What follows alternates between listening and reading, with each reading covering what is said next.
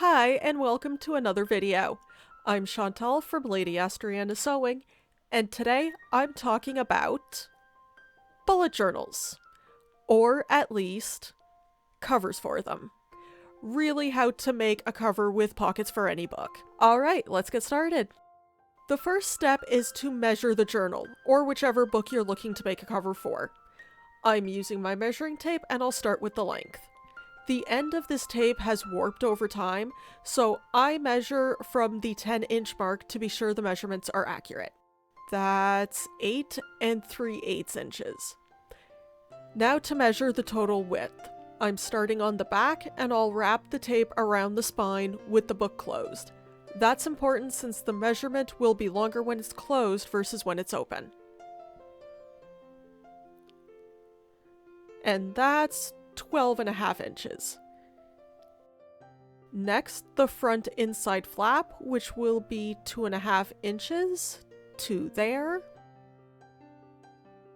And the back inside flap, which will be 5 inches. Or almost the entire cover. That's both to keep it secure and because of a pocket I want to put in the back. To figure out the pocket placements, I took the journal and laid out the items I want to keep in the pockets. I placed them about where I want the pockets to end up and measured out the placements with a ruler. Kept it super simple.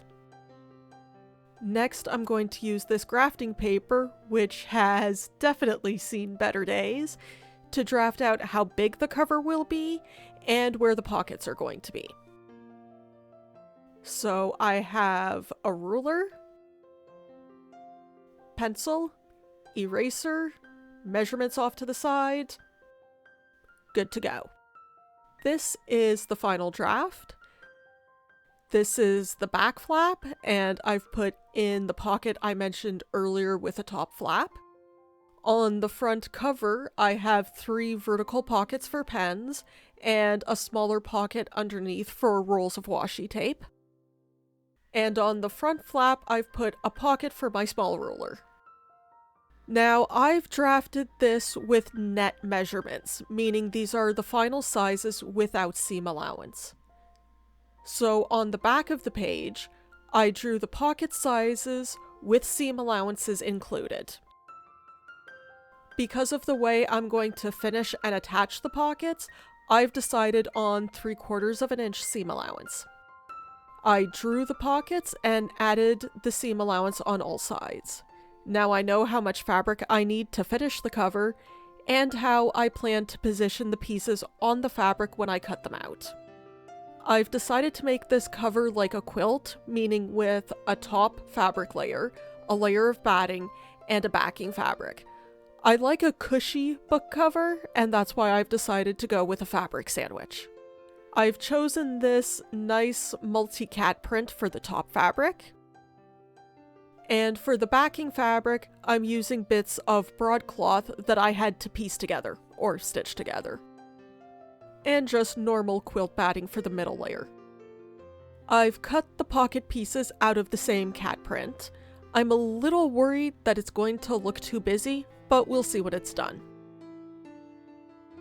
I'm using the pillowcase method to assemble the cover. This is a way of sewing the layers together and ending up with finished edges without needing to put a binding strip around the edges as a final step. The bottom layer is the batting.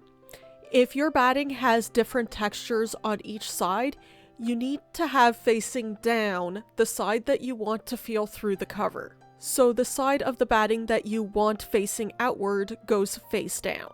Next, you put down the backing fabric right side up, or the nice side facing up.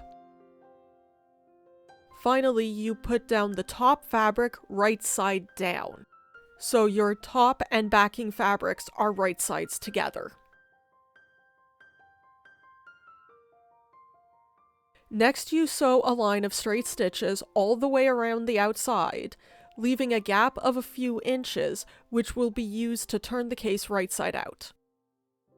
1/4 inch seam allowance is plenty for this. And there's my turning gap. Before you turn the cover, or quilt if you're using this method for one, it's a good idea to trim the corners. This reduces bulk in the corners, which makes the turning easier and lets the finished piece lay a little flatter. Just cut the corners off at an angle, being careful not to cut through the seam itself. Now you're set to turn the cover right side out. Go to your turning gap, take the top fabric in one hand and the backing and batting fabric in the other, and just start squishing it all through the hole.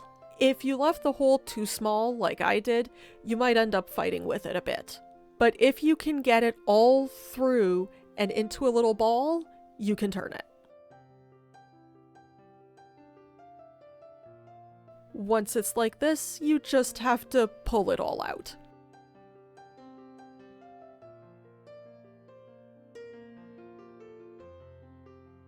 Once it's mostly out like this, take something pointy like a knitting needle or a pen with the cap on, and go into the turning gap and poke out the corners.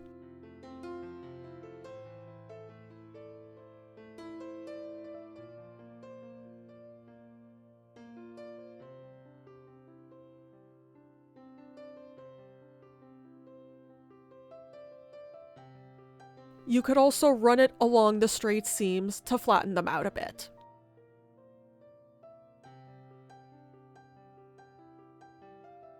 With the exception of the turning gap, the edges are nice and finished. I had previously decided that other than sewing the layers together, I wanted to do all the sewing by hand as an opportunity to practice my hand stitching. So here I used the ladder stitch to close the turning gap. This results in an invisible seam along the gap which matches the rest of the edge from the turn seam. Next, I folded the front and back flaps over and sewed them down to the edge of the cover using a whip stitch. The next step is to start sewing on the pockets. So I made a mistake. This is the pocket that was meant for the washi tape, and I had originally intended it to have pleated sides. I didn't cut this large enough to make pleated sides, so now I've got more sewing to do. And that is why notes like that really should end up on your plan. Should have put a note beside it. Put a note at the bottom last night to remind me that I need to do this morning. Of course, now this means that this pocket is going to end up narrower than I had originally intended. I designed it a little bit on the big side for the number of washi tape rolls I usually carry with me, so it shouldn't be a problem. But yeah, plan, then double check the plan, and then cut. Once they were sewn on, I measured 5/8 of an inch out from that seam, folded them inward, then ironed over the fold to set it in place. The way I finished the raw edges of the pocket fabric and sewed them on was the same for all the pockets. First, I folded in an edge by 1/4 of an inch and finger pressed it in place. Then I folded it over again. Then I went over the folds with my seam roller to get the crease sharper. Last, I used a whip stitch to sew down the folds. Finally, I pinned the pocket in place and again used a whip stitch to secure it to the cover. So here is my completed cover. 3 pen pockets and a washi tape pocket, a ruler pocket on the front inside, and a sticker book pocket on the back inside. Let me know in the comments if you found this helpful, and if you feel like it, maybe let me know what you're working on. Don't forget to hit that thumbs up, and subscribe to get notified when my next video goes up. Thanks so much for checking this out, and I hope to see you again next time. Bye!